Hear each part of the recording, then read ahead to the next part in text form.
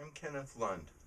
For quite some time I've had many individuals that have inquired about my quilt frame kits, asked some basic questions. How big of quilt can you make with them? And what type of sewing machines can you use for machine quilting? Well, I'd like to help answer some of those questions and show you a project that we've set up. First of all, there's many types of sewing machines that you can use for machine quilting.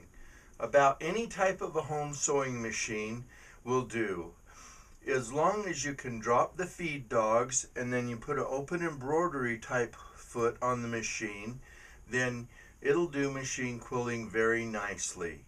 The machine's set on the carriage that comes with the kit, and it moves all around to do the actual quilting. Some of the differences that you will find in the home type sewing machines are this. In this project, I'm using a little bit of an upsized machine. It's a Juki TL98E, which has a deeper throat and a higher neck.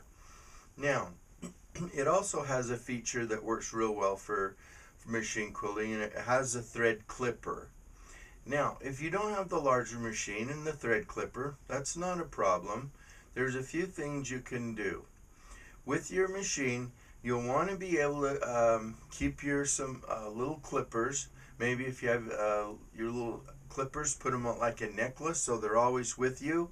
And you want to be able to clip loose threads. And that's especially critical on the bottom of the quilt when you're going between pattern areas. Just a word on clip threads in your work area. You want to keep your work area clean, so as you clip threads, periodically pause and just clean things up a bit. That way you won't get these loose threads caught up in your work or in the track of the quilt frame or in your machine somehow. Now I want to show you a really neat trick that you can use with my frames when you're doing your quilting. Who would think a mirror and a little LED flashlight could be so handy?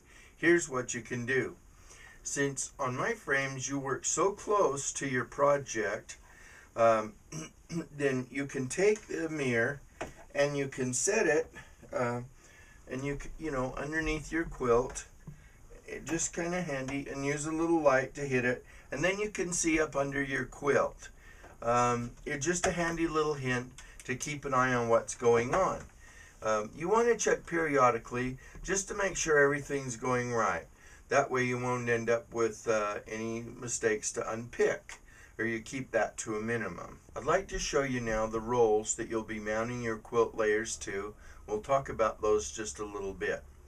This is a king size quilt that we're doing because I just want to demonstrate that it's really easy. It doesn't matter whether it's a great big king size quilt that you want to do, or whether it's a little baby quilt or a little artisan piece that you want to do. With my frames you can do all of it very easily. It's really about the same. The difference is that with my frame you'll be putting your rolls together, and they are so inexpensive that I recommend that you have at least two setups. One about a 60-inch wide setups for smaller quilts, and then one if you want to do big quilts, kings and queens, 120-inch wide setup. That's the length of the pipes that you'll be purchasing to make your rolls. Now, once you have my kit, there's just a real simple little end connector that slips over the pipe. You tighten it with a couple of screws and you're good to go. Almost. You want to add a leader strip to your rolls. Now look, in this case I used a piece of a kind of a scrap material, and it has these stripes, these lines on it. You can use just plain material, or if you have a piece like this with the lines and you're really careful about the way you glue it on to the roll, you can actually use the lines as little guides for when you put your quilt layers on it. It makes a real handy thing, so you might try that. Now, about the fabric to the rolls. At bare minimum, you could use like some duct tape or something and tape the leader strip to the roll. I really prefer to glue it to the roll. About any adhesive that'll glue some fabric to metal will work. On the cheap side, there's like the tubes of construction adhesive at the hardware store, they work. Just make sure that it's firmly attached, because as you put your quilt on it, you want to be able to roll it and, and have it tight, not slip.